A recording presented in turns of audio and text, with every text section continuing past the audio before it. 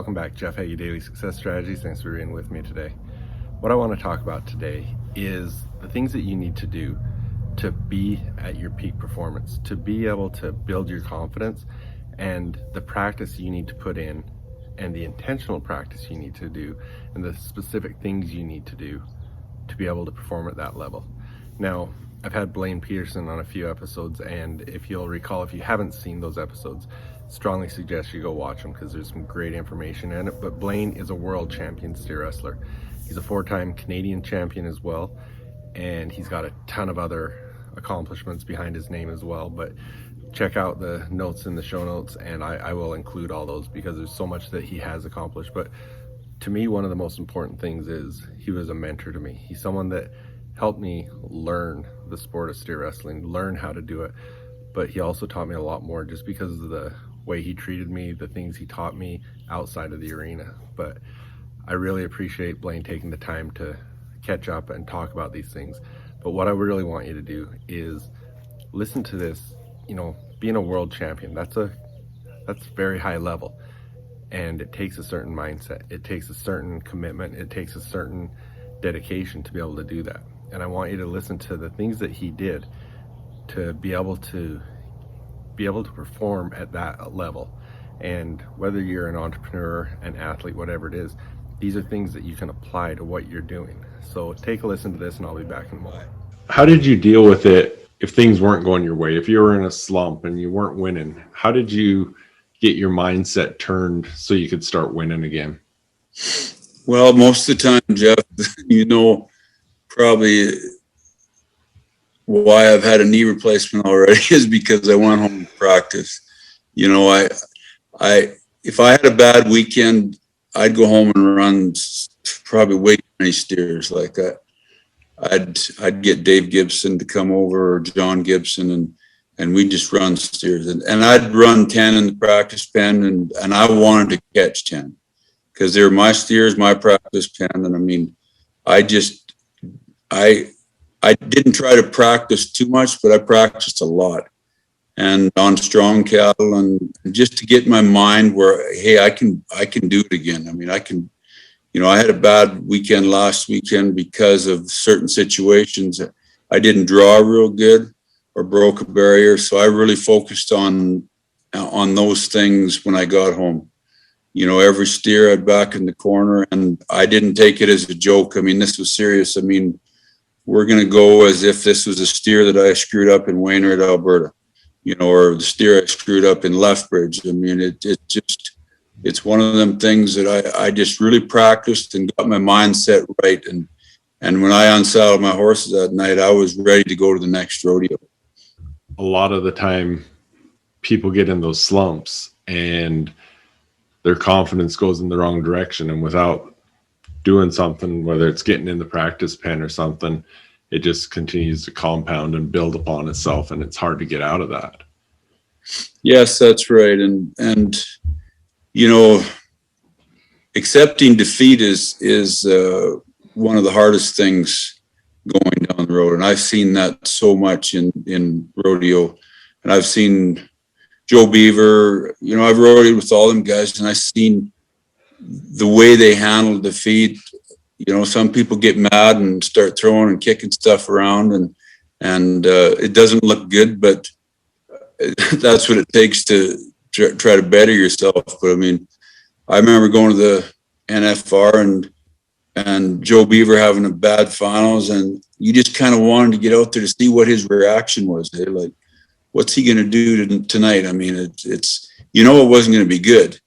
So then all of a sudden people start to see that, and they think, well, I hope he doesn't do good tonight to see what kind of a fit he's going to throw away.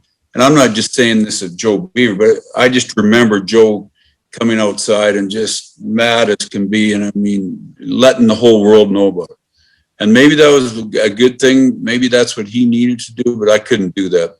I did it one time at a rodeo. I think I was at Black Diamond, and I missed a steer or didn't do something right, and I come back, and I hadn't been winning a whole lot. I peeled my knee brace off and threw it across the arena, I was walking back to the trailer and everybody's looking at me, and I kind of thought to myself for a second, you know what? I'm not making a very good impression. I mean, now they're going to want me to do bad all the time. So I kind of I learned by my mistakes there, and I did learn. I mean, stay focused and don't take it out in the arena or outside the arena. Just go home and deal with it. And I dealt with it in the practice pen. Yeah. And I don't know if you probably, when you come to my schools, I probably wasn't running a whole bunch of steers, but I mean, if you talk to John Gibson or Dave Gibson or Leon Lay or, BJ, all the guys that used to come here and practice, they know how serious I was in practice. But I mean, as far as staying focused, we'd throw a lot of steers and try to outdo one another in the practice pen. We hoped they did well and would praise them when they did well. But I mean, you always had in your back of your mind, okay, he made a good run. Well, I want to make a good run now, and I'm going to beat him. And I mean, that's kind of how we practice, and I think that's why I was so successful. I've actually had conversations about that with people about the difference between, the whole concept of intentional practice and, practicing with the intent to win, because you can go through the motions and say, yeah, I practice, but practicing with that competitive spirit and, practicing to win the Canadian Championship, practicing to win the World Championship is a different level. So that sounds like that's what you guys were doing. Yeah, no, and that's what I've got a grandson now that's 16 years old, and he's Jamie Lee's boy, and he wants to be a cowboy. But, Jamie Lee says, well, are you going to work with him? And I said, no, I'm not going to work with him until he wants to work with me. I'm not going to push him. My dad didn't push me. You got to want that. And, when I see him coming around saying, Grandpa, can we run the steers and can we practice? Can we do this? I'll help him a lot. But until that day comes, I'm not going to push him. You got to want that. I mean, it don't matter if you're playing basketball or hockey or whatever. I mean, that's what you think about all the time. And I mean, if he's thinking that he needs to be a bowler just because I had good success, I mean, it's a long road. I mean, you look back at all the work and hard work you put into things just to get what you did. And I mean, when you read off my biography there, I thought, geez, I guess I did do a little bit, but you kind of forget about those things. But then you start looking at some of the kids coming up, that it takes years for them to win their first Canadian title. And I was lucky enough to win it the first year, in my rookie year. And it's just something that you just can't put into somebody. I mean, I know, sometimes it takes a lot of years to build up lots of good stats about people, like Crosby. He is one of the best hockey players, but he didn't just come out of the blue the first year and just set the world on fire. I mean, he had to mature in different ways, and I seen that. I mean, they were trying to get at his mind, and they did get on him there for a few years, and he was throwing fits, and instead of just being McDavid, the way he handles pressure and himself is nobody picks on him because he's so darn fast and so good that people just they can't catch him. But I mean, it's just something that you grow up with, and if you can find that sweet spot and follow through, it's going to work for you.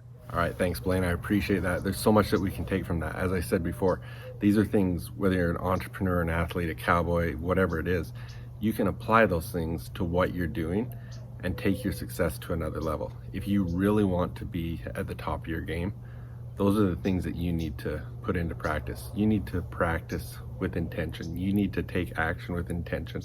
And that's going to build your confidence. It's going to build everything that you're working on. So thanks for sharing that with us, Blaine. Please go out and share this with someone else. Share this with someone that needs that knowledge to help them get to the next level. Also, if you're looking at figuring out your direction, figuring out your goals, all those things, go to jeffheggie.com. get my free momentum series. It'll help give you clarity on where you're going and how you're trying to get there, and it'll give you some direction on the things you need to do. So again, jeffheggie.com, get the momentum series for free. Thanks again for being with me again. Please share this with someone, and I'll see you again tomorrow. Bye.